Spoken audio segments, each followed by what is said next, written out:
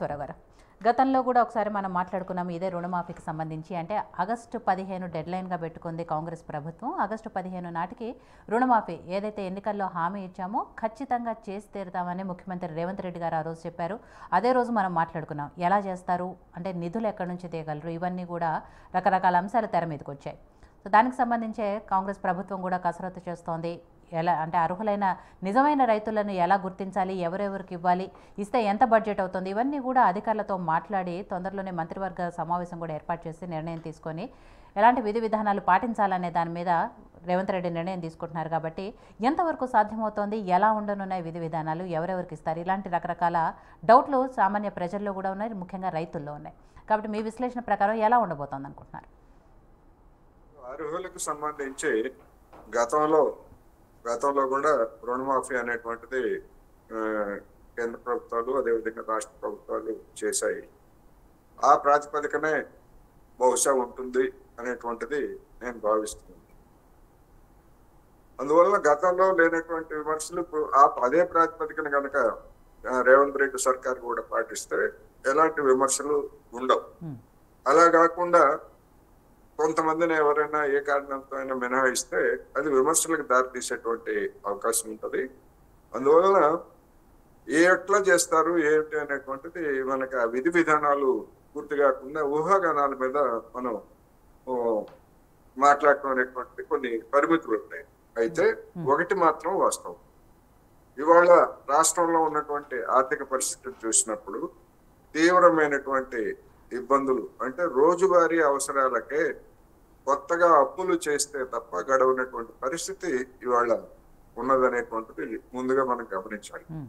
ఈ రీత్యా చూసినప్పుడు గతంలో అంటే కాంగ్రెస్ ప్రతినిధులు మాట్లాడినప్పుడు లేకపోతే ఇతరతర లీకులుగా వదిలినటువంటి వార్తల ప్రకారం ఇవన్నీ చూసినప్పుడు ఏంటంటే ఏదో బ్యాంకులతోటి ఒక ఒప్పందం చేసుకొని ఆ ఒప్పందం అంటే బ్యాంకులకి 5 ఏళ్ళలో లేకపోతే 10 ఏళ్ళలో ఒక గడువు పెట్టి ఆ గడువులో మేము ఈ వడ్డీతో సహా దీన్ని మేము తీరుస్తాము, అందుకని ఇన్స్టాంట్ గా మేము చేసినటువంటి వాగ్దానం ప్రకారం రైతులకి దాన్ని ఇంప్లిమెంట్ చేయండి అని కోరతారు అనేటువంటి వార్తలు వచ్చాయి.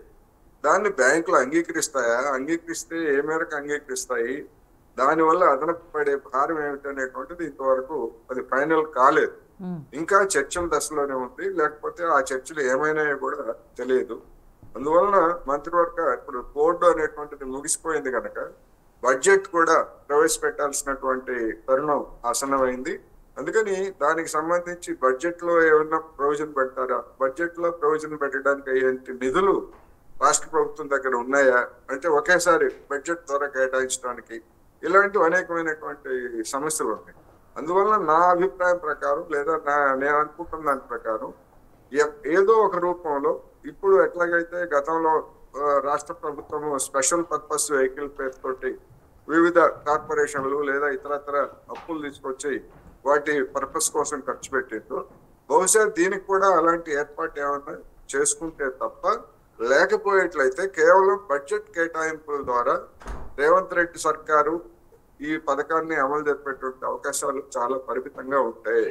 అందువలన ఇదొక్కటే కాదు, ఇంకా అనేకమైనటువంటి వాగ్దానాల అమలుకు కూడా ప్రాతిపదిక ఏర్పాటు చేయాల్సి ఉంటుంది ఈ బడ్జెట్.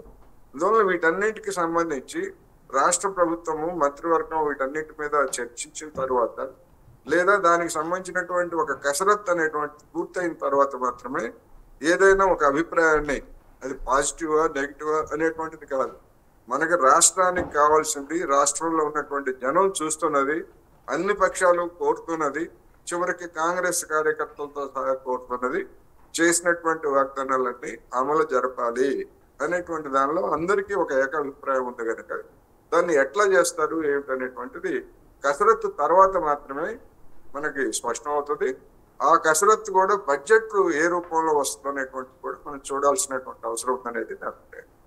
రైట్, మీరు అన్నట్టు కోటేశ్వరరావు గారు, గత ప్రభుత్వం ఏదైతే ఎలా రుణమాఫీ చేస్తుందో అదే ప్రాతిపదికన అయితే ఎలాంటి విమర్శలు రావు, కానీ దాంట్లో ఏవైతే చేంజెస్ ఉంటాయో డెఫినెట్గా విమర్శలు వస్తాయని. కానీ వాళ్ళు ఒక ఆలోచనలో ఉన్నారు, పీఎం కిసాన్ సమ్మాన్ నిధి ఏదైతే కేంద్ర ప్రభుత్వం పెడుతుందో దానికి ఒక కట్ ఆఫ్, అంటే గవర్నమెంట్ ఎంప్లాయీస్కి కానీ కేంద్ర రాష్ట్ర ప్రభుత్వ ఉద్యోగులకు కానీ లేకపోతే జడ్జిలకు కానీ అంటే రాజ్యాంగబద్ధమైన హోదాలో ఉన్న వాళ్ళకి లేదా ట్యాక్స్ పేయర్స్ వీళ్ళందరినీ ఎలా అయితే పీఎం కిసాన్ సమ్మాన్ నిధులు మినహాయించారో అదే తరహా పాలసీ పాటిస్తే ఎలా ఉంటుంది అనేది. ఎందుకంటే ఇప్పుడున్న డెఫినెట్ గా అలాంటి వాళ్ళకి అంటే రైతులు కానటువంటి వాళ్ళకి అంటే వ్యవసాయం చేయనటువంటి వాళ్ళకి ఏ ప్రభుత్వం అయినా అటు కేంద్ర ప్రభుత్వం అయినా రాష్ట్ర ప్రభుత్వం అయినా సాయం చేయాల్సినటువంటి అవసరం లేదు.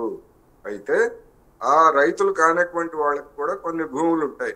ఒక ఉద్యోగం చేసుకోవచ్చు, లేకపోతే ఒక వ్యాపారం చేసుకోవచ్చు, వాళ్ళకి కూడా భూములు ఉంటాయి. ఆ భూముల మీద వాళ్ళు కౌలుకి ఇస్తారు.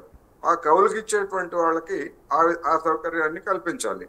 ఆ కౌలుకి ఇచ్చేటువంటి వాళ్ళ ఆ సౌకర్యాన్ని కల్పించాలంటే కౌలుదారులని గుర్తించడం అనేటువంటిది ఒక పెద్ద సమస్య అవుతుంది. ఎందుకంటే ఎవరైనా కానీ మా భూమి మీద కౌలుదారు ఫలానా వెంకయ్య ఉన్నాడో పుల్లయ్య ఉన్నాడో అని చెప్పేసి రాతపూర్వకంగా కమిట్ అయ్యేటువంటి అవకాశం లేదు. ఒకవేళ అటువంటి కమిట్మెంట్ కనుక ఉండేట్లయితే ఆ కౌలుదారికి కొన్ని హక్కులు ఏర్పడతాయి ఆ భూముల మీద.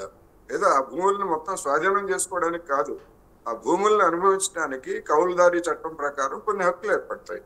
అటువంటి హక్కులు ఏర్పడిన తర్వాత మళ్ళా ల్యాండ్ ఓనర్స్ గా ఎవరైతే ఉన్నారో వాళ్ళు తమకు అవసరమైనప్పుడు అమ్ముకోవడానికో లేకపోతే ఇంకో దానికో కొన్ని ఇబ్బందులు పడేటువంటి అవకాశం ఉంది.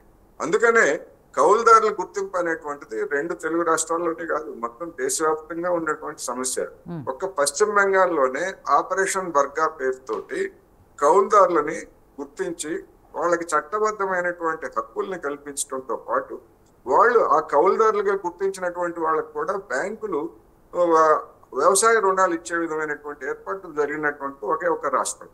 ఎక్కడ మిగిలిన రాష్ట్రాల్లో ఎక్కడా కూడా కౌలుదారులను గుర్తించలేదు. తెలంగాణలో కూడా అదే పరిస్థితి ఉంది. అందుకని కౌలుదారులకి మేము ఇస్తామన్న రైతు బంధు సాయం గురించి లేదా ఇంకొక వేరే పేరుతో ఏ పేరుతో అయినా ఇవ్వండి, వీటన్నింటికి సంబంధించి కూడా ప్రాతిపదిక ఉండాలి. అందుకని ల్యాండ్ వ్యవసాయం చేయలేనటువంటి వాళ్ళందరికీ కూడా డెఫినెట్ గా మినహాయించాలి. అయితే చిన్న ఉద్యోగాలు చేస్తూ ఏ బంట్రోత్గానో లేకపోతే ఇంకోటో ఏ ప్రైవేట్ కంపెనీల్లో ఏదో చిన్న ఉద్యోగాలు చేస్తూ ఉన్నటువంటి వాళ్ళని మినహాయించాలి అనేటువంటిది జెన్యూన్ డిమాండ్. అందుకనే ఏ ప్రాతిపదిక ఎట్లా మినహాయిస్తారు అనేటువంటిది చూసిన తర్వాతనే మనం దాని మీద కామెంట్ చేయడం సబబుగా ఉంటుంది. రైట్. సో మనతో పాటు డిబేట్లో జాయిన్ అయ్యారు తెలంగాణ కాంగ్రెస్ పార్టీ సీనియర్ నాయకులు ఎర్రగాని నాగన్న గారు. తనతో కూడా మాట్లాడతాం. నాగన్న గారు నమస్తే అండి.